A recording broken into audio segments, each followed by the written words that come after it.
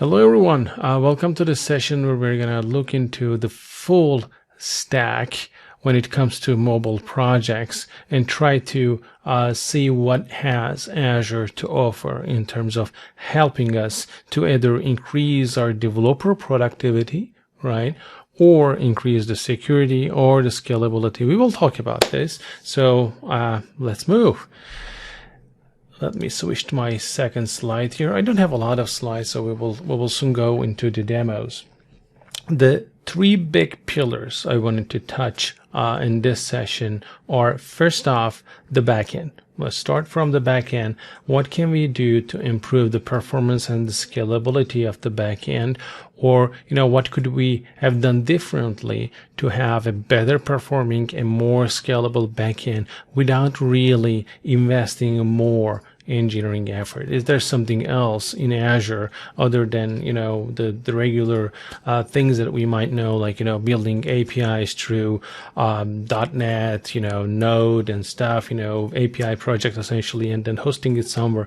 Is there something else that might be a little bit more helpful that we can use from Azure? So that's going to be the first question that we will look into, and then we will go up the layer a little bit and we will try to look at what can we do about those APIs that we expose, right? Is there anything that can help us in terms of maybe securing the APIs a little bit better, or managing those APIs? What about the versioning of these APIs? What about the caching of these APIs? Is there something that we can do on that front? So that's going to be the middle level, essentially, starting from the backend, moving to the client a little bit, and in the middle we're going to look into what we can add on top of our APIs to maybe flex our cloud muscles a little bit on that front. And finally, going into the client layer, what we're going to look into is this concept of mobile DevOps. I'm sure you have heard about it, or maybe you're already doing some stuff about it. So the automation of building and shipping applications. So we're going to shipping these applications. Obviously, when we build mobile apps, we usually ship those to App Store, the Android Store, or you might be even shipping to the Windows Store or Chrome Store. There are a bunch of stores, right? So can we automate the process of pushing to these stores? Or if we have flight link or private rings, how do we set that up? And then as part of that process, how do we automate our tests? And how do we really do that? Can we automate the test on actual physical devices? So that's going to be the discussion that we will look into a little bit. So that's going to cover the full, the session is all about these three topics. So let's start then. So the first solution to the first problem, right? Remember that backend problem.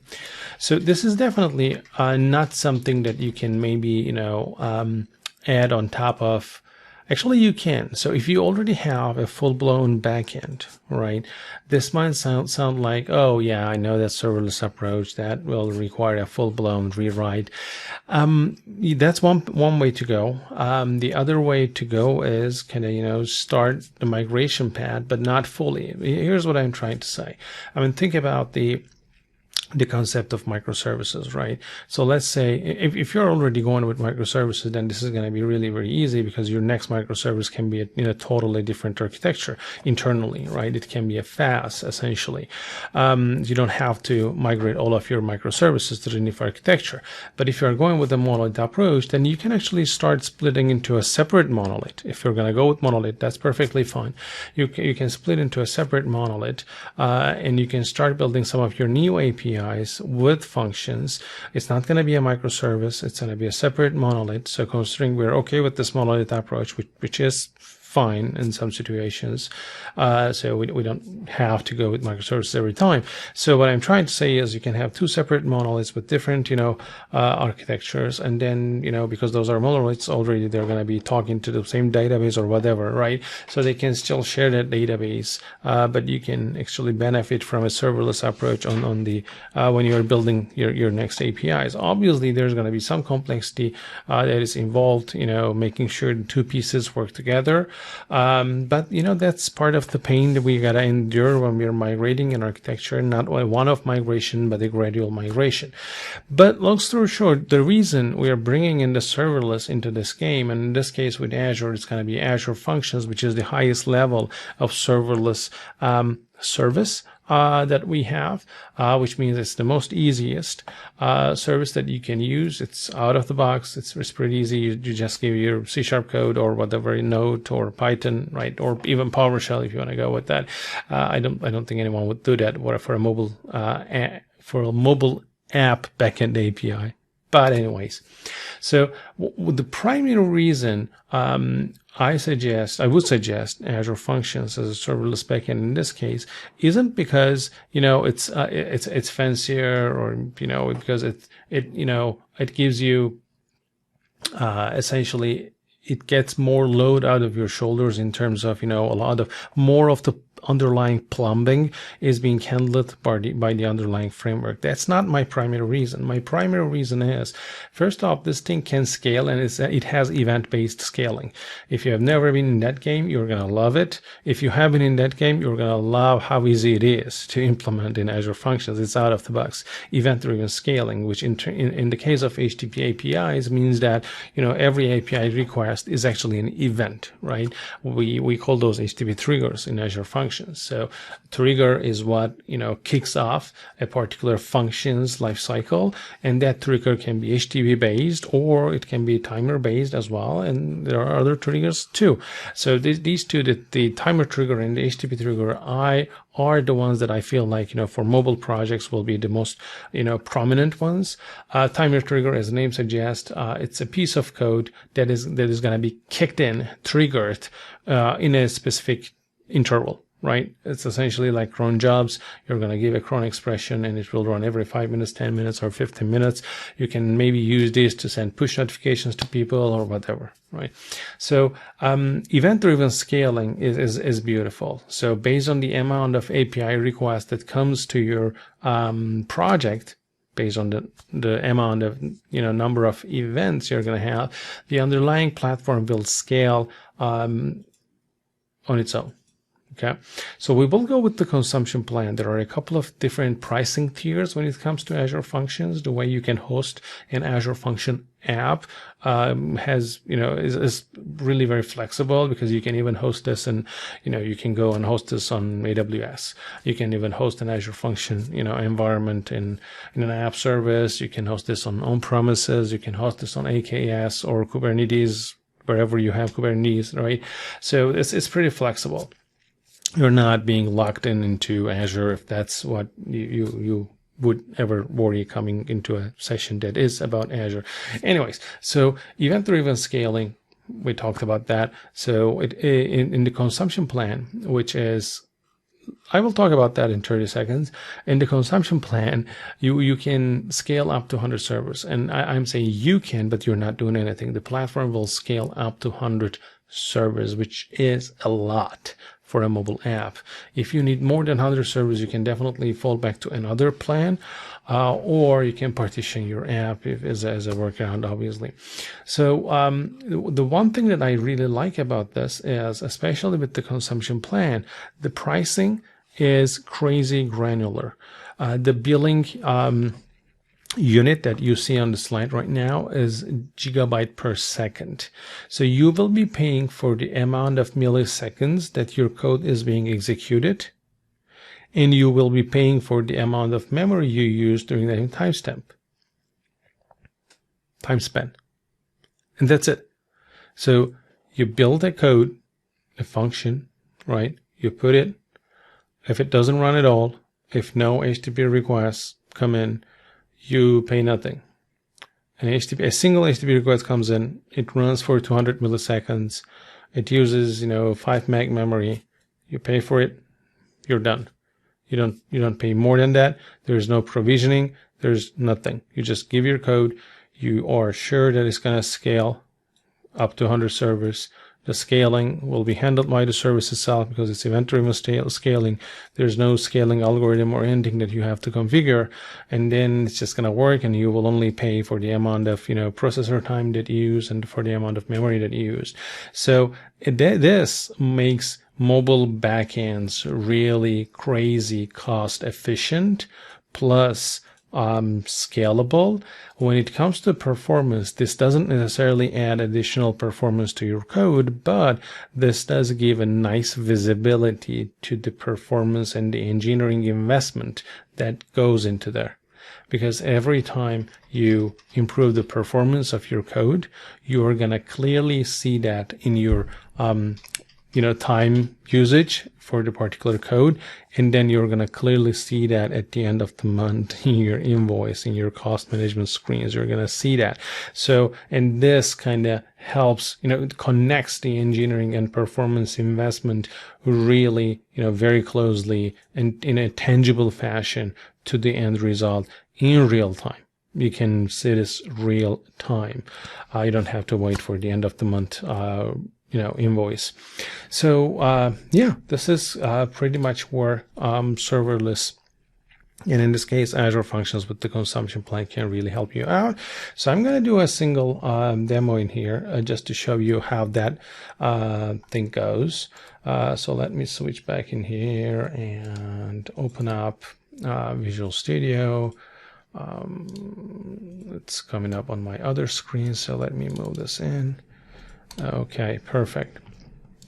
So what I'm going to do is I'm going to say File New Project, and from here I'm going to select Azure Functions. Okay, this one. Next. Function app 2, that's okay. I mean, we're not going to do anything right now. We're not going to deploy this or anything like that. We're just going to look into how it works and how it is being built. So in this case, I'm going to select HTTP trigger. I will go with the storage emulator, and authorization level I'm going to select anonymous. For every HTTP endpoint you can select 3 authorization levels, but if you want, you can definitely add additional authentication and authorization on top of this if you want. Those are just the primitive ones. And I'm going to say create. It's going to take a second. Okay, there we go. So this is our first function app. So we have our function app. It has a single function 1 CS that you can see in here. I didn't change the name, so it's the default one, but you can definitely change that. So when we look into this, and in this case this is C# because that's where I'm comfortable with, but we can definitely do this with Node.js, Python, and there's a bunch of other languages that are supported officially that I might not remember. Feel free to Google it, but most probably the language that you want to use is supported. So in this case, what's happening in here, this is the sample code. There's a C# function. In the C# function, when we look at that, this is the logging, and this one is getting the query string parameter called name. This one is getting the body of the HTTP request. It's trying to deserialize that into a dynamic object and looking into it if there's a data name property in the JSON field. If there isn't, it uses the query string parameter as the name parameter, and then finally we are creating a response message that says, hey, hello, blah blah name, and HTTP trigger has been executed. Okay, so this is pretty much it. So this is where you're going to write your code, right? This is where you will connect to a database. This is where you will do whatever you want to do as part of this HTTP API, and that's it. And if you look at the signature of this function, you're going to see that there's an HTTP trigger, which means this function is going to be kicked off with an HTTP trigger. Authorization level is set up here. The HTTP operations supported for this function are listed here. There isn't a specific routing for the REST API, but you can specify a routing as well. And this one is the raw HTTP request that comes into this function when it's kicked off. And finally, this one is the official name for this function. As you can tell, the name of the function itself doesn't matter. This is actually the meta attribute that we give as function name is the official name of this function. So what I'm going to do is to kick this off, run it locally. So the local Azure function runtime that is being used is the same as the one in the cloud. and it kicked off on my other screen. So let me bring it in, and I'm gonna need to bring in a browser instance as well. But before we do that, okay, there we go. So this is the endpoint for our function 1. The runtime is hopefully healthy and running. So I'm gonna copy this endpoint, and I'm gonna bring in a browser window. Go there. So the first time I hit it, because I didn't give any parameters, it's gonna give me an error. But let me give a name as the parameter. And it's going to say, okay, hello there, and this HTTP trigger function executed successfully. Meanwhile, as always, you can put debug points and stuff. You can do the regular, .NET development or development that with Visual Studio. You can use VS Code as well if you don't want to go with Visual Studio. If you're on a Mac or something, VS Code has nice extensions for Azure functions as well. So this is going to be the way you're going to build your backend or start building new APIs as part of your backend. And when you host this in Azure, you're going to have all of these benefits of being able to scale up to 100 servers, plus only paying for the amount of time this particular code has ran. So there are a couple of other beautiful stuff as well that I don't think we're going to have the time to talk about, but I would definitely suggest go and take a look into it. There's this thing called durable functions that helps you write stateful functions. So in this case, a function, in this case, as you notice, a function runs and lives and dies, right? So you're not going to be able to do something like, I'm going to live and then maybe, wait for something, right? Imagine like, you're managing threads, you're going to do something and then wait for a third party, right? How can you do that? So that durable functions will help you do that without really, messing up with queues and timers and all that stuff. But instead, it's going to give you the ability to build a function that is stateful, that is aware of the state, and is going to be able to, store and restore and play back your functions. I know this is, very high level right now because we're not going to go into there. But if you are building Azure functions, I definitely suggest taking a look into Azure Durable Functions as well. Again, Durable Functions is actually a library that you add into Azure Functions. It's not necessarily a service or something. It's just a NuGet package. And because it's a NuGet package, obviously it's not available for all of the languages out there. So it's available for .NET, as far as I know. It's available for JavaScript, as far as I know. I'm not sure about Python. I heard there was a preview or something. I might be totally off on that.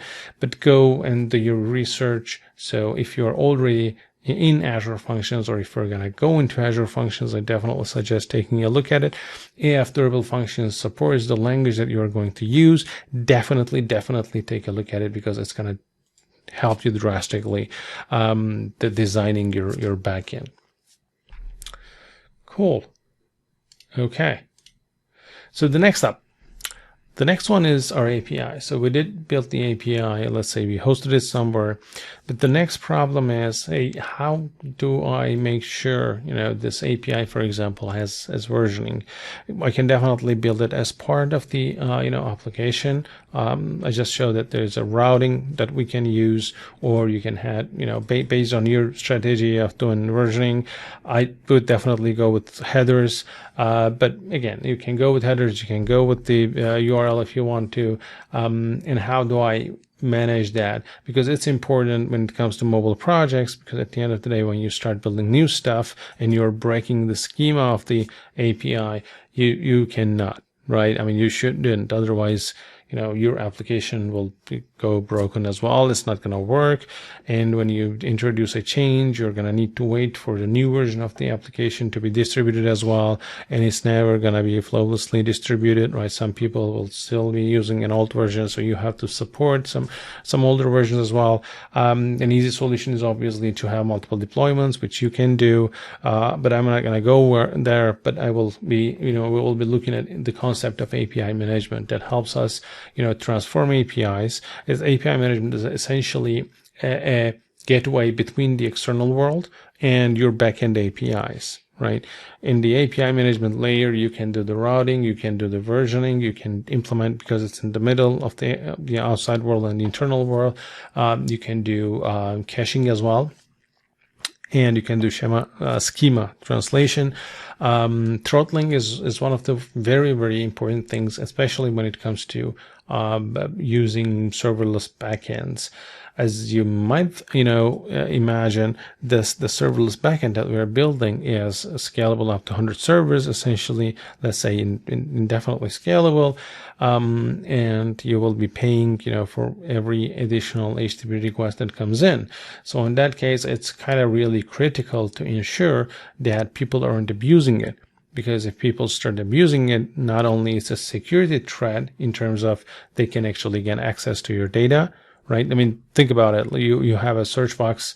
Let's say you are doing a restaurant search, right, in your application, and for you as a business, the data, the list of restaurants that you have is critical. It's not a data that everyone has, so you want to keep that secure as possible.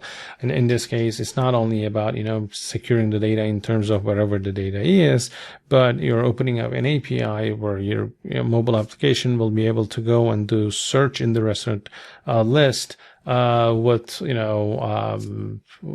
the name of the restaurant, after maybe 3 characters, you're exposing some autocomplete or search results, right?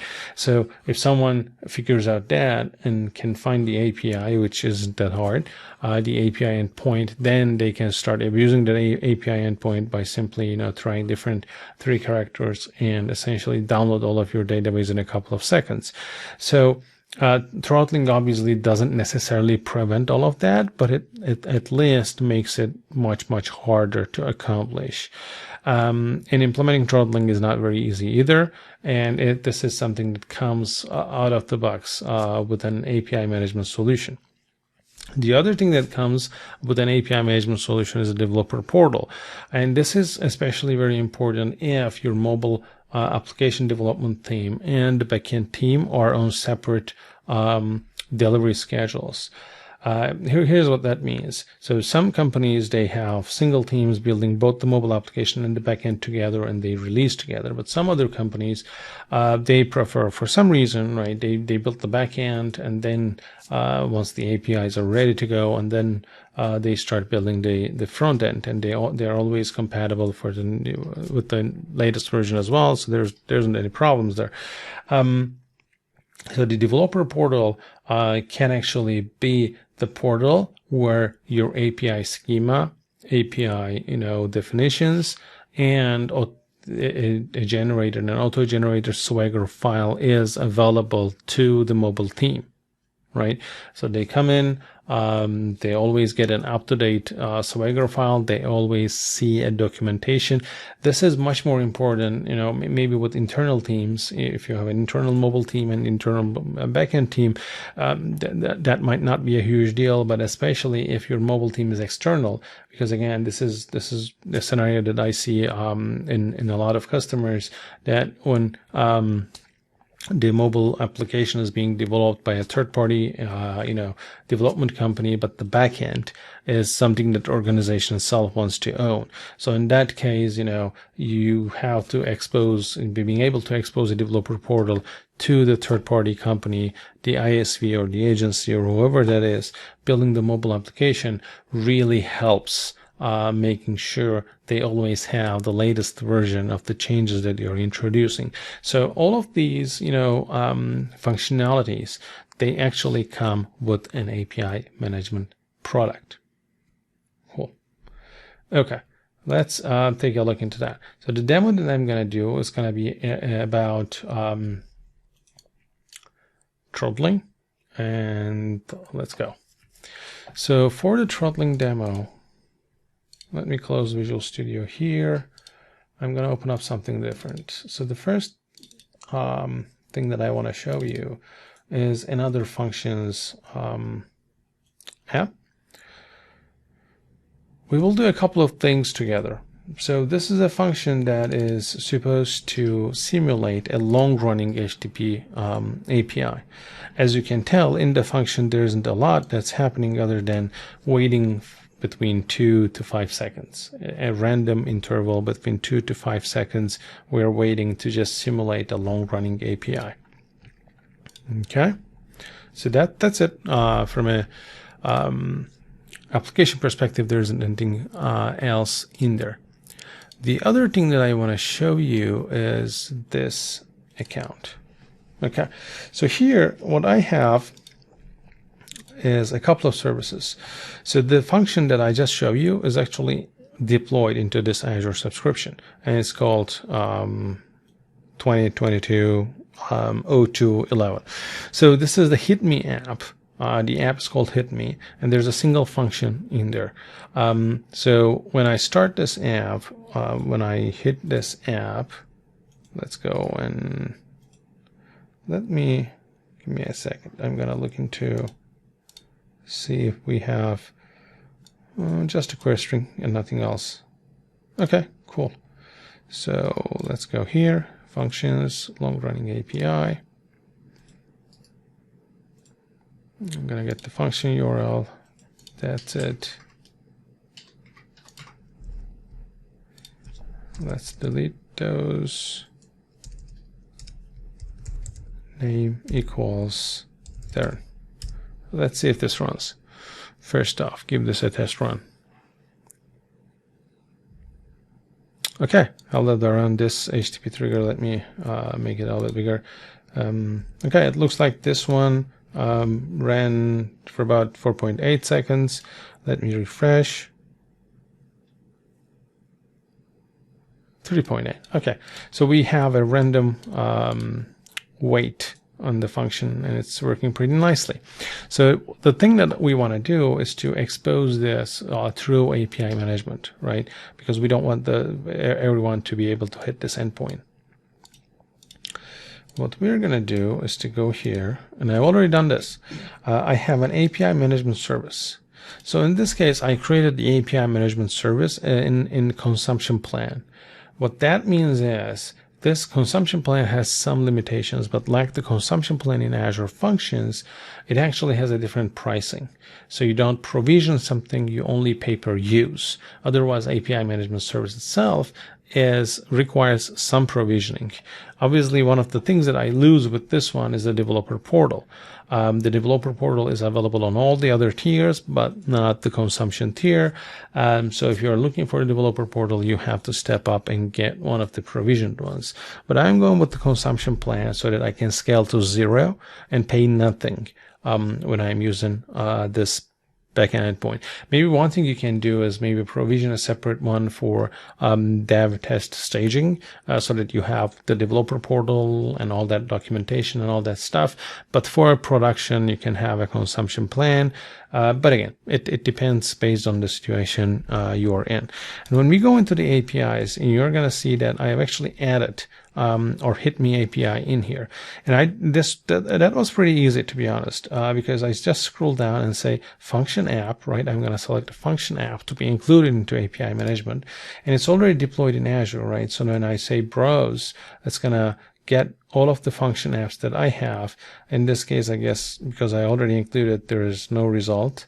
But usually what you have to do is to select the function app and then just say create, and that's it. And that is going to get you this one on the API list. And when I select it, you're going to see that there's a bunch of things that I can update, right? I can update the front end, the back end. So the input to the API, the output to the back end, right? I mean, think about it. API management is in the middle between the client and the server, right? So front end is where the client comes in. Back end is where this request is going to go in the back end. So in this case, we can, edit both sides, and we can do processing inbound or processing outbound, right? So we can edit all fronts. So let me select this particular function right now. As you can tell, the front end came in. The back end is my Azure Function app function. The function was Hit Me as well, right? So this is the one that I'm going to use. And then externally, I'm going to expose a long-running API endpoint where people can hit. Good. But I don't think we have right now, we don't have throttling, for example. That's what we wanted to do. Before we do throttling, though, I want to show you something else. As part of our testing, here's what we're going to do. I'm going to close API management for a second. And here what I have is Azure load testing. So instead of me trying to send some request to the Azure Function app, I will be using the Azure Load Testing Service to put some pressure, put some load onto the API management that I have, right? So I'm going to say create new test. Okay, the test name can be the same. The description is not important. We will run the test. Okay, go with it. So it says choose file. So I already have this ready. Let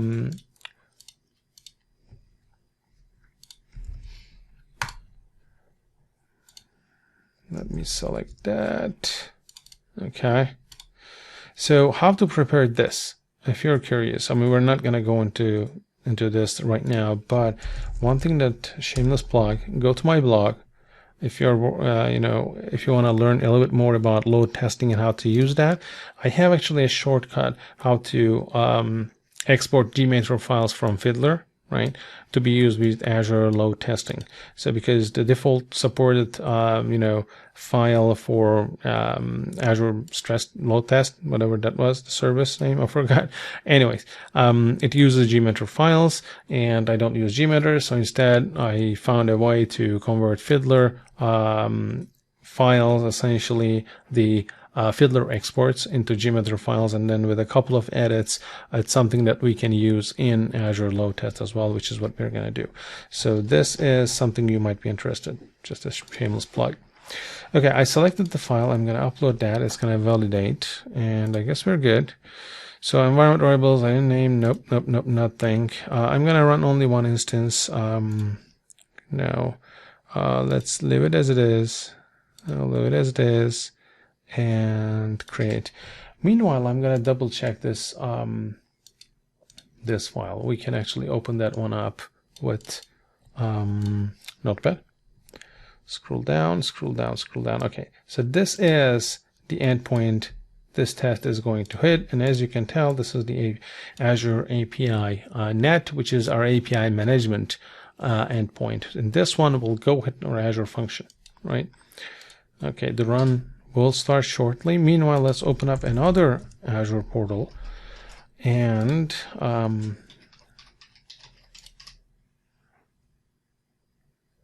okay, test is executing.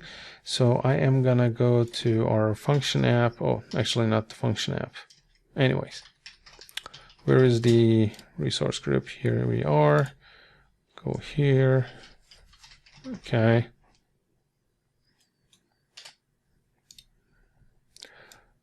So right now it's trying to provision a test agent for us. So once it's ready, we should start seeing, okay, there we go. So we started seeing some requests coming in. The amount of time it takes, response time should decrease, I'm hoping.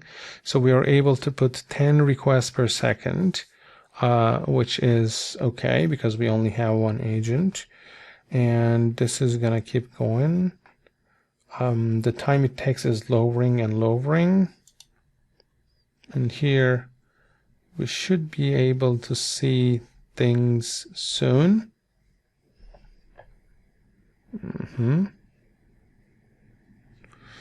Let's go to my metrics.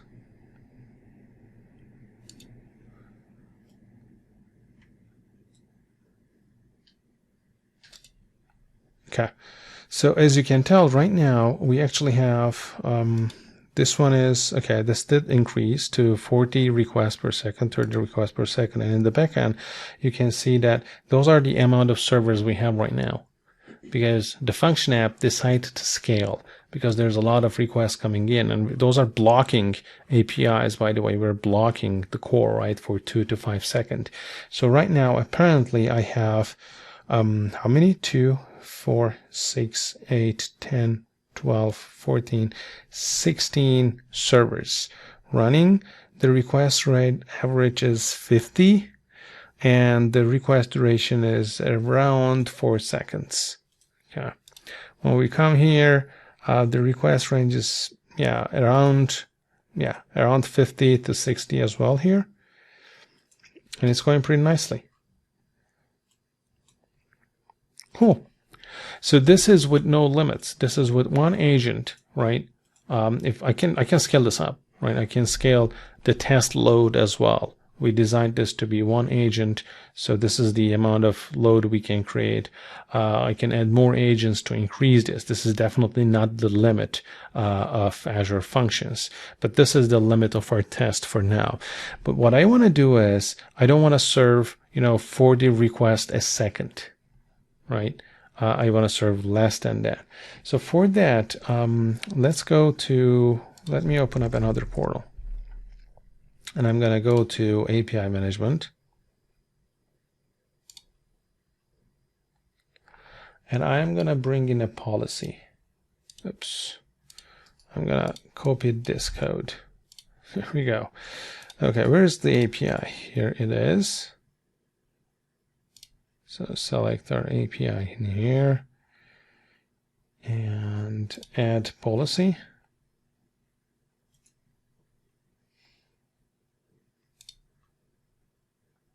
Give me a second. Instead of adding the policy, I'm going to go there. Okay. And I will start adding, the throttling in this policy file.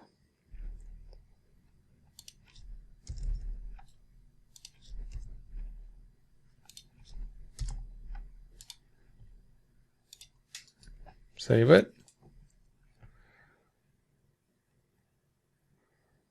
And let's go back. We will wait to see what's happening.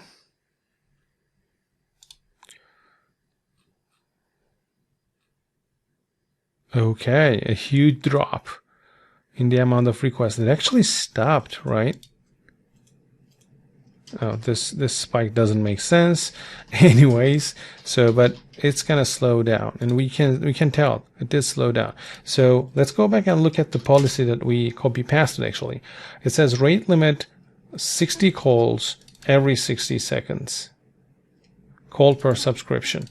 So for every authentication key, we can do this per IP. We can do this, for other stuff as well. We decide, but in this case, this is per subscription, per authentication key. We'll limit a 60 requests every 60 seconds. So I feel like, when we are through the 60 seconds, it's going to give us another 60 request quota, so that we should see some spike in here once we're done with the 60 seconds. And here things, okay, we got 3 to 4K. Oh, okay.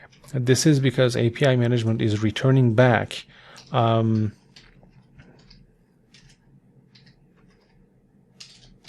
don't remember the error exactly right now. It's not top of my head, but API management returns back an error saying, hey, you exceeded your threshold.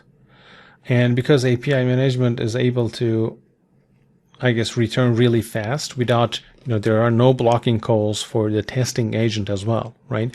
So now that the testing agent is able to get response really fast, it's able to put out more throughput in terms of requests per second.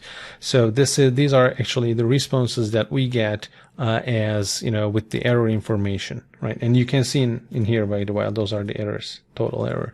So let's go back to our function app. I guess this was it. There should be another one right now. It's just this whole graph is just a 60-second graph, so we should have another one. So every 60 seconds we should have 60 requests. We should be allowed to 60 requests. And when you look at here, our servers are still up and running. I guess we still have 16 servers, but keep in mind we're not paying for any of that right now because those are not running.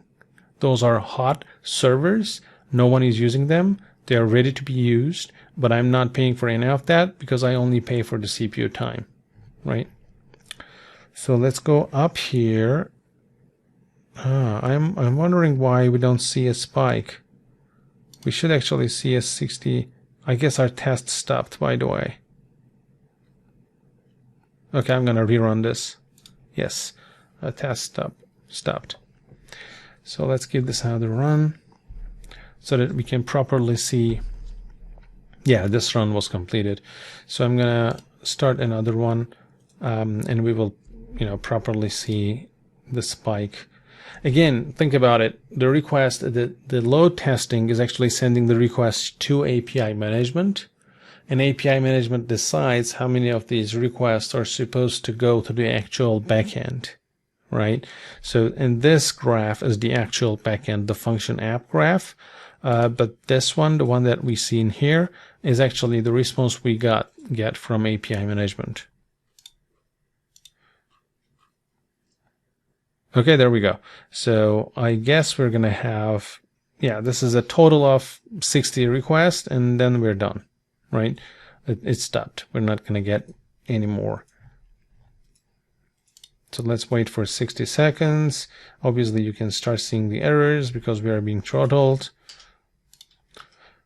And when we wait for the full 60 seconds, then come on.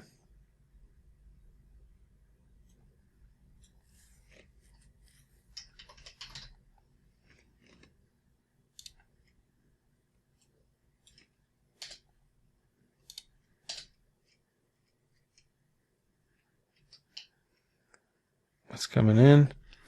15 seconds left.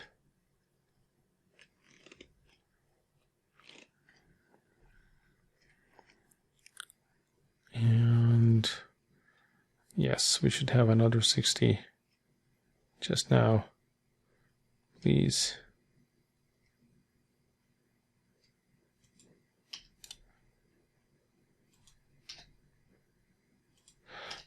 Oh, testing stopped again.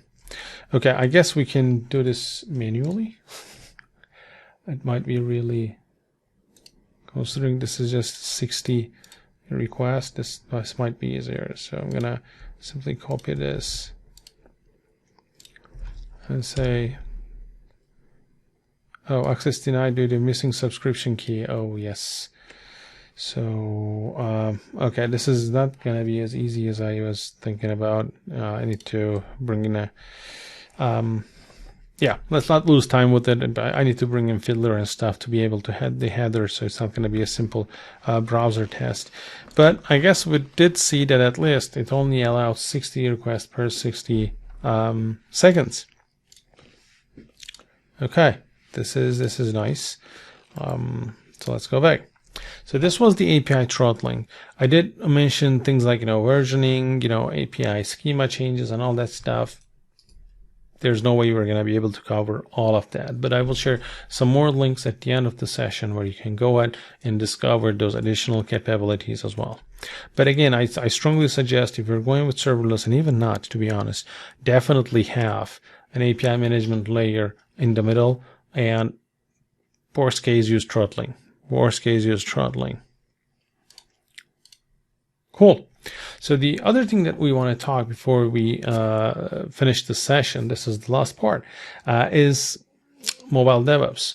And this is where the product called App Center, Visual Studio App Center, can really help you build and ship products. In this case, we're going to be distributing apps, not to the stores. I don't have the actual implementation with the stores, but it's doable. Let's say we want to have our own private ring, right? We want to do our own private distribution independently from the stores. We have our own testers within the company, and those are, the people we want to ship apps, and we want to be able to automate the build and the shipment of the packages, plus the automated tasks that we're building. And when we do that, we want to test the application in actual physical devices. Can we do that? Yes, definitely. App Center has a huge device farm that you can use. Those are real, actual physical devices in the cloud that you can go and use for your tasks and live and only pay for what you use, pretty much. So let's take a look at that. So this is going to be our test for this round. So I'm going to close this one. We have a bunch of windows in here. So the thing that I want to show you is this one. Let me put this back in here. And oops, okay, cool. So this repo, this is a public repo. You can get access to it. You can access to it. And in this repo, we have a sample application. And I can actually show that to you. Here we go. So this application is a Xamarin app that has an Android, iOS, and UWP version, and it has some UI tests as well. But again, this is just a sample app. Okay, it's not a huge full-blown implementation, but you can see that, hey, when this button is clicked, this is what's gonna happen, and click the button and test it really the text has this particular text or not, and so on and so forth. So essentially we have a button on the UI where we click, it changes the text of a label, and then we test it out. As part of the UI test, we check if when we click the button, really the text is changing into what we want it to be or not. So this definitely requires some decoration within your application as well. But again, this is how automated tests are being run.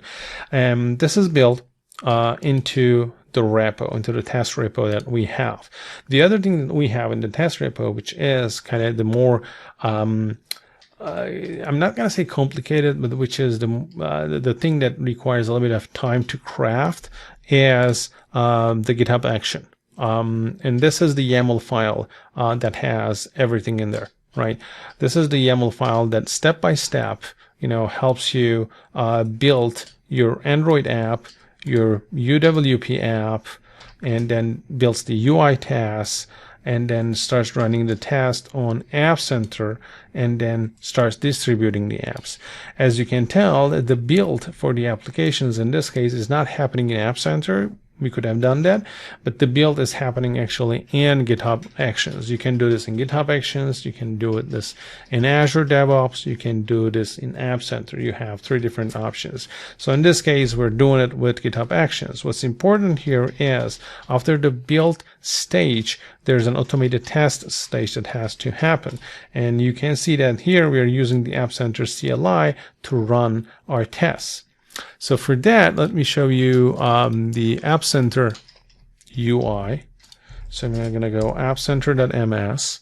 We're going to need to, oh yeah, there we go, logged in. So those are the 2 apps that I have. I have a Xamarin demo and I have a UWP demo. We don't have the actual implementation of the iOS for now, but we have the Android and the Windows, and those are the ones that we are going to ship. So once we create the apps in App Center, then we go in there. Okay, there's already a latest release, right? So what we have to do is let's go into the test and select device tests, device sets. So we create a device set to run our tests on.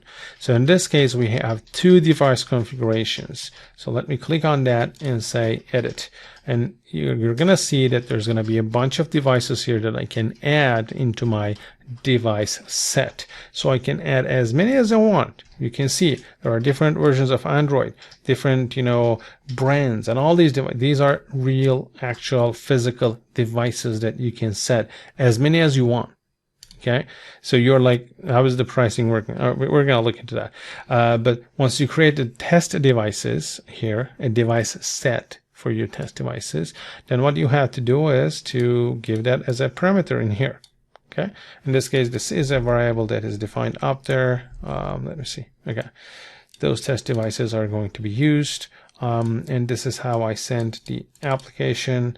Let me show you the slug as well. The slug is here. This is the application that we create in App Center, right? And then we give the device set name that we want to run our automated tests against. So here's what I'm going to do. As you can tell, everything is set up, but again, this is a public repo, so you can grab all of this stuff if you want to run it yourself. Building this thing from scratch takes a little bit of a while, especially longer than what this what the time we have in this session, right? And there's a bunch of certificate and all that stuff as well. Obviously, keys and stuff that has to be stored. Those have to be set up as well. Here's what I'm going to do. I'm going to go into Actions and kick off a new build, right? So I'm going to say, okay, run this workflow from scratch. Okay. And it's coming. So when we go here, let's go back. build. We're not doing this here. Test. We will start the test when they start. So let's go into this and start seeing the progress. You can see that we're going to build the Android UWP and the UI test projects. And then we're going to run the tests. And once the tests are completed, then we will start distributing. In this case, our distribution channels are internal. So those are in App Center. So everyone from within our organization that is enrolled in App Center can access App Center and then download the app from the App Center itself. So we are able to self-sign our packages with our own, corporate certificates. This is totally independent from the concept of App Store, right? We have our own App Store. In this case, we are self-signing applications. So that certificate will be trusted on the client application as well. It has to be if they're going to download the application and run that. So this is going to take a couple of minutes to complete. So let's take a look into one of the latest tests that we ran. So I'm going to click on it so you can see all of the tests that run here. So, and we have only one automated test in this case. So for this particular test, the name is welcome text is displayed. So I'm going to click on it and see a little bit more details. So in this case, you can even see the screenshot, right, of the particular task, how much memory is being used, how much processor is used, all right, and what is the actual screenshot on this device. And you can tell that we actually ran this test in 2 devices, Samsung Galaxy S22 Ultra and Plus, and you see the screenshot for both devices here. So if your test fails, you're going to be able to go into and look at the screenshot of that particular device on that particular hardware when the test was failed. So this is very powerful. And the last thing that I wanted to show you, because I know you are curious, is let me see.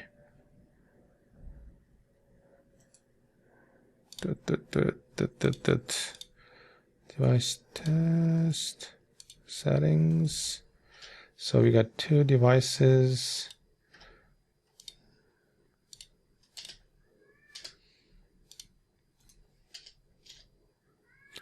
Data management services webhooks. Every time, okay, let me go here and go into account settings. Okay, there we go. So this is where you set up your billing plan. We're not using any builds. We're not doing that because the builds are happening on the GitHub Actions. So I'm going to click on this and say edit, and this is where you start, configuring your plan for devices. So in this case, for build, I'm not paying anything. For devices, I have 1 concurrent device. I am on the standard usage, which means I get a device and I can use it for 30 device hours. So I can have 1 concurrent device. It's not a single device. I can use 20 different devices. The total time that I can do automated tests on these devices cannot exceed more than 30 hours. That's it. I can use 1,000 devices, and still, if I am under 30 hours device use, I am okay. I will only be paying what the current pricing is $99 a month. Right. So if you want to have concurrent runs, multiple concurrent runs, then you have to increase and pay additional $99. If you go into enterprise use, the price really, jumps up drastically. It says for $99. But in this case, I get unlimited device hours. I can still run 1 concurrent device, but I don't have any limits in terms of the amount of time I can use a single device at a time. So this is kind of the pricing. The pricing might change, but the logic most probably would stay the same. But this is how you're paying. So most of the time, it's standard usage. As long as you are good with having one concurrent device, you will be paying $99 and do all of your automated tasks. And this is where you set up your plan and the pricing for App Center itself. Let's go back in here. It looks like the UI test completed. UWP and Android are still in progress. So this is going to take a while. We don't have to wait though. This is going to work. Trust me. So let's go. Okay. So this is pretty much it. Here are a couple of more resources if you want to dig a little bit deeper. So I kind of tried to give one resource per topic. So if you want to go and look into serverless, here's a link to the all those links, by the way, they go to MS Learn. So there's a lot of resources on MS Learn, learning paths and modules. So serverless, API management, and App Center. I didn't put the link for the repo, but I can actually go back and show that to you again. So this is the repo. Chamber of App Dev Mobile DevOps is the repo. You can go in and find all of these YAML files and stuff that might really help you out setting the same environment for your organization as well. With that, thank you very much. If you want to grab the slides, here's the URL where I have the slides uploaded. Thank you for your time, and see you on the next time.